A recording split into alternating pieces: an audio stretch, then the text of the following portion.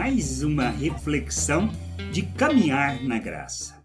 Respondermos à questão do que nos move, ou seja, a razão de fazermos as coisas, é importante, pois isso nos leva a julgarmos a nós mesmos. E principalmente devemos fazer isso à luz das Escrituras. O que nos move são os nossos interesses pessoais? Ou o que tem nos movido é a vontade de Deus? São aspectos que a gente precisa parar e pensar. Pilatos deixou ser movido pelos interesses políticos. Normal? Muito normal. Uma pessoa natural pensava naturalmente e buscava os próprios interesses, e no caso dele ainda os interesses de Roma. Por isso nós podemos ler lá em Marcos 15:15. Então Pilatos, querendo agradar o povo, soltou Barrabás como eles haviam pedido. Depois mandou chicotear Jesus e o entregou para ser crucificado. Jesus não tinha culpa. Pilatos sabia disso. Ele tinha sido entregue por causa da inveja dos religiosos. Ele preferiu, em vez de cumprir a sua função como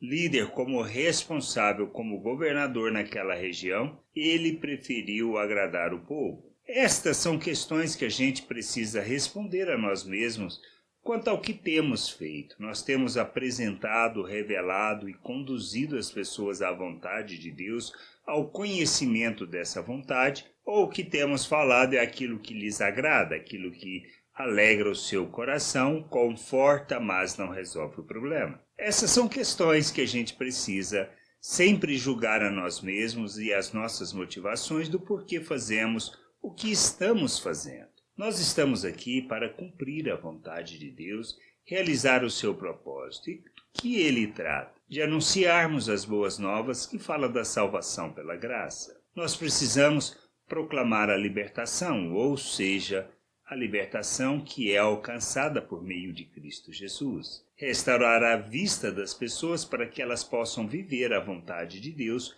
na verdadeira liberdade. Nós não estamos aqui para agradar, para satisfazer os interesses das pessoas, mas para revelar o reino de Deus. Então nós temos que andar segundo a justiça de Deus, falar sobre a justiça de Deus, sobre a vontade de Deus, sobre a misericórdia de Deus. É nosso papel fazer isso. É nosso papel revelar o reino de Deus e fazer a vontade de Deus, e não falar ou fazer o que agrada às pessoas. Pois nós, como filhos de Deus, temos que viver segundo a justiça de Deus, praticando a equidade, revelando misericórdia, manifestando a graça, a compaixão, o amor de Deus às pessoas.